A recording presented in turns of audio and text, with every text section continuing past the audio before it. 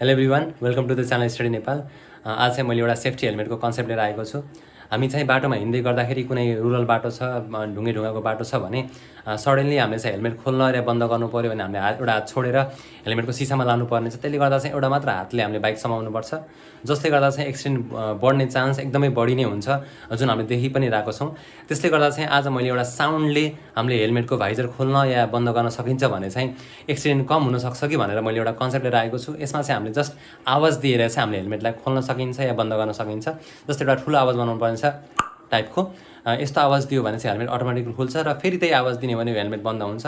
जस्तो हामी normal talking गरेर चाहिँ यो खुल्दैन। यो कन्सेप्ट चाहिँ कसरी बन्यो र यो हेलमेट कसरी बन्यो भन्ने बारेमा चाहिँ मैले पुरै भिडियोमा सिकाएको छु र अन्तिममा चाहिँ यो हेलमेटले कसरी काम गर्छ भन्ने बारेमा मैले भिडियो पनि राखेको छु। यो भिडियो चाहिँ सुरुदेखि अन्तिमसम्म हेरिदिनु होला। So without any delay let's start this video.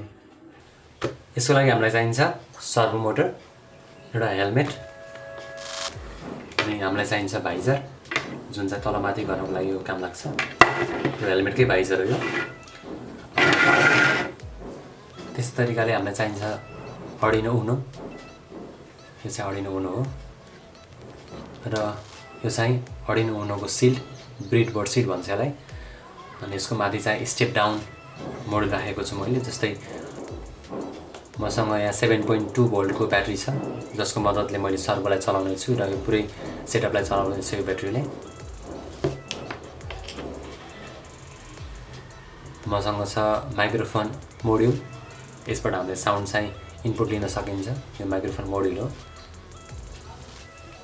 त्यस्तै तरिकाले मलाई चाहिन्छ कि जम्पर वायर्सहरू। यो चाहिँ जम्पर वायर छ, यसको मद्दतले मैले चाहिँ कनेक्सन गर्नेछु। मैले हेलमेटमा चाहिँ यो भाइजर जोड्ने छु।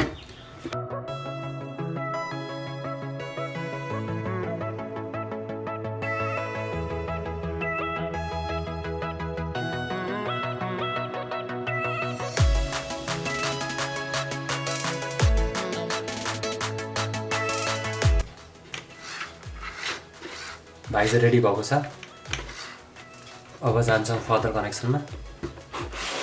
मसँग चाहिँ अर्डिनो उनो र अर्डिनोको सिल्ड, जसलाई चाहिँ मैले अब यसमा ठ्याक्कै एट्याच गर्नेछु।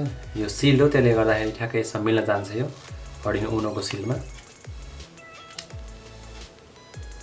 अब मैले यसलाई चाहिँ यहाँ पेस्ट गर्न जाँदैछु। अर्डिनोलाई पेस्ट भइसकेको छ। त्यस्तै तरिकाले मैले ब्याट्रीलाई पनि यहाँ एड गर्न जाँदैछु। ब्याट्री पनि एट्याच भइसकेको छ। अब मैले साउन्ड सेन्सरलाई यहाँ एट्याच गर्न जाँदैछु। मैले साउन्ड सेन्सर यहाँ कनेक्ट गरेँ। अब चाहिँ मैले तिनवटाको कनेक्सन दिन जाँदैछु। सबैभन्दा सुरुमा चाहिँ माइक्रोफोन मोड्युललाई चाहिँ अर्डिनोमा कनेक्ट गरौँ।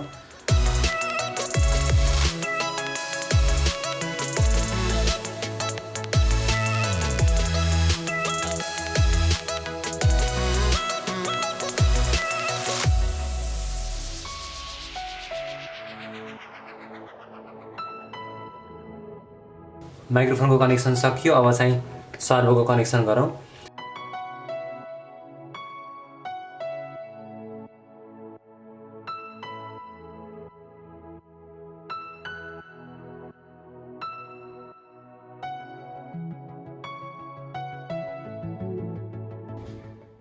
यसरी कनेक्सन सकिएको छ।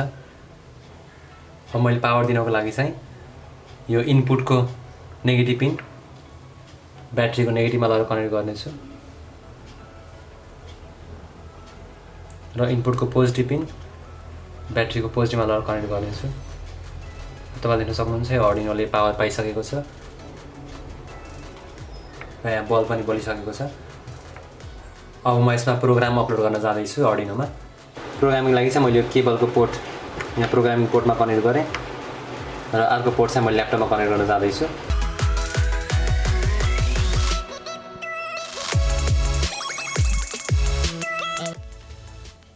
र यो प्रोजेक्ट रेडी भइसकेको छ।